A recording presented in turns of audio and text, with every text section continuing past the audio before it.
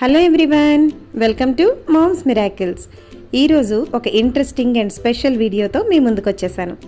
అదేంటనుకుంటున్నారా? చూస్తేనే తెలిసిపోతుంది కదండి, కేక్ అండి. బట్ ఇది రెగ్యులర్గా మైదాతో చేసుకునే కేక్ కాదండి, ఇంట్లో ఈజీగా అవైలబుల్గా ఉండే బొంబాయి రవ్వతో చేసుకునే కేక్ అనమాట. చాలా సాఫ్ట్గా, చాలా టేస్టీగా ఉంటుందండి ఇది. చూస్తేనే నోరు ఊరిపోతుంది కదండి. మరి ఇంకెందుకు ఆలస్యం, ప్రొసీజర్ ఏంటో చూసేద్దామా? ఈ రవ్వ కేక్ని ప్రిపేర్ చేసుకోవడం కోసం ముందుగా 1 కప్పు బొంబాయి రవ్వని, అదేనండి ఉప్మా రవ్వని తీసుకోవాలి. ఇక్కడ నేను కొద్దిగా పెద్ద సైజులో బరకగా ఉండే రవ్వను తీసుకుంటున్నానండి. సో దట్ దీన్ని కొద్దిగా మిక్సీ జార్లో వేసుకొని ఫైన్ పౌడర్ లాగా చేసుకుంటున్నాను. ఒకవేళ మీరు సన్నని రవ్వను కనుక యూస్ చేస్తే కనుక మిక్సీ జార్లో వేయనవసరం లేదండి, డైరెక్ట్గానే యూస్ చేసుకోవచ్చు. చూస్తున్నారు కదా, మరీ పౌడర్లా కాకుండా ఇలా సన్నని రవ్వలాగా వచ్చేలాగా గ్రైండ్ చేసుకోవాలి. దీనిని ఒక బౌల్లోనికి ట్రాన్స్ఫర్ చేసుకోవాలి. 1/2 కప్ షుగర్ని కూడా తీసుకొని మిక్సీ జార్లో వేసుకొని ఫైన్ పౌడర్ లాగా చేసుకోవాలండి.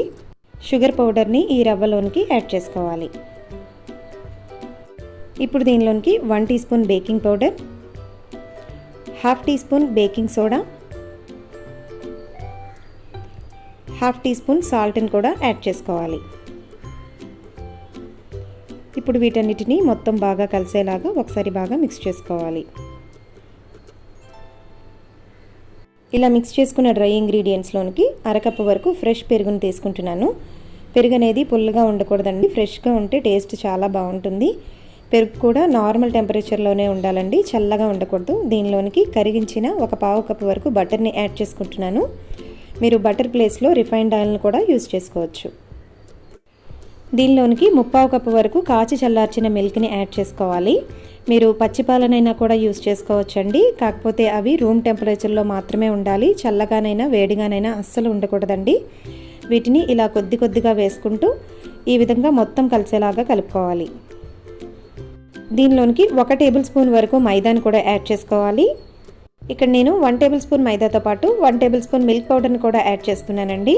ఒకవేళ మీకు మిల్క్ పౌడర్ లేకపోతే కనుక 2 టేబుల్ స్పూన్స్ కూడా మైదానే మీరు యూజ్ చేసుకోవచ్చండి. మిల్క్ పౌడర్ వేయడం వల్ల కొంచెం టేస్ట్ ఎక్స్ట్రా ఎన్హాన్స్ అవుతుంది, అంతేనండి. ఈ మైదాని, మిల్క్ పౌడర్ని మీరు డ్రై ఇంగ్రీడియంట్స్తో పాటు కూడా యాడ్ చేసుకోవచ్చండి. ఇక్కడ చూపిస్తున్న విధంగా వీటన్నిటిని కూడా మిక్స్ చేసుకోవాలి. దీనిలోనికి 1 టీ స్పూన్ వరకు వెనీలా ఎసెన్స్ని కూడా యాడ్ చేసుకోవాలి. వీటితో పాటుగా కొద్దిగా టూటీ ఫ్రూటీ అనేది మనకి మార్కెట్లో దొరుకుతాయి కదండి, వాటిని 1 స్పూన్ మైదాలో కలిపి ఇలా పెట్టుకున్నానండి. దీనివల్ల కేక్లో మనకి మిక్స్ అవ్వకుండా ఉంటుంది. ఇలా వీటిని జల్లించుకున్నట్లయితే ఎక్స్ట్రాగా ఉండే మైదా పిండి అంతా కూడా పోతుందండి. వీటిని ఇప్పుడు కేక్లోనికి వేసుకోవాలి. నాకు ఇక్కడ కలర్ఫుల్గా ఉండే టూటీ ఫ్రూటీ అవైలబుల్ లేవండి, సో దట్ గ్రీన్ కలర్లో ఉన్న వాటిని యూస్ చేసుకుంటున్నాను. మీరు కావాలంటే దీని ప్లేస్లో డ్రై నట్స్ని చిన్న చిన్న ముక్కలుగా కట్ చేసుకొని వేసుకోండి, టేస్ట్ చాలా బాగుంటుంది. ఇలా టూటీ ఫ్రూటీని యాడ్ చేసుకున్న తర్వాత మొత్తం కలిసేలాగా ఒకసారి మిక్స్ చేసుకోవాలండి. ఎక్కువసేపు అస్సలు వీటిని కలపకూడదండి.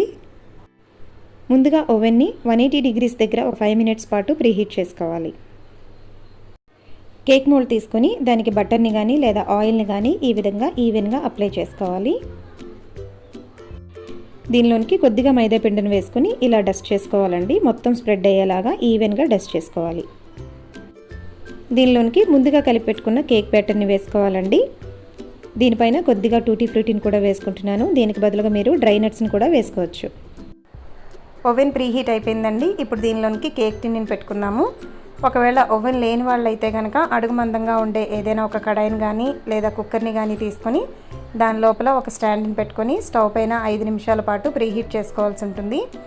ప్రీహీట్ అయిన తర్వాత దానిలోనికి కేక్ టిన్ని పెట్టుకొని మూత పెట్టుకొని ఒక 30 నుంచి 35 నిమిషాల పాటు, మీరు అవసరం అనుకుంటే మరొక 5 నిమిషాల పాటు కేక్ని బేక్ చేసుకుంటే సరిపోతుంది. ఇక్కడైతే నేను ఒక 25 నిమిషాల పాటు టైంని సెట్ చేసుకుని కేక్ని బేక్ చేసుకుంటున్నాను. 25 మినిట్స్ తర్వాత మన కేక్ అనేది రెడీ అయిపోయిందండి. దీనిని బయటికి తీసుకొని పూర్తిగా చల్లార్చిన తర్వాత మాత్రమే డీమోల్డ్ చేసుకోవాలి. ఇలా చాక్తో గుచ్చి చూస్తే కనుక అంటుకోకుండా వస్తే పూర్తిగా బేక్ అయినట్లండి. ఇప్పుడు దీనిని ఇలా అంచుల్ని సెపరేట్ చేసుకోవాలి. అంచులు సెపరేట్ చేసుకున్న తర్వాత కేక్ని బాగా చల్లార్చుకుని వేరొక ప్లేట్లోనికి డీమోల్డ్ చేసుకోవాలి. చూసారా కేక్ ఎంత సాఫ్ట్గా వచ్చిందో. అంతేనండి, సింపుల్గా నోట్లో పెడితే అలా కరిగిపోయే టేస్టీ కేక్ రెడీ అయిపోయింది. ఎవరైనా కూడా ఈజీగా ఇంట్లోనే ప్రిపేర్ చేసుకోవచ్చండి. మరి ఈ వీడియో కనుక మీకు నచ్చినట్లయితే లైక్ చేయండి, ఫ్రెండ్స్తో షేర్ చేయండి, సబ్స్క్రైబ్ చేయడం మాత్రం అస్సలు మర్చిపోకండి. ఫర్దర్ నోటిఫికేషన్స్ వెంటనే రావడం కోసం పక్కనున్న బెల్ ఐకాన్ని ప్రెస్ చేసుకోండి. మరిన్ని టేస్టీ వంటలతో మరొక వీడియోలో మళ్ళీ కలుసుకుందాం. అంతవరకు బాయ్.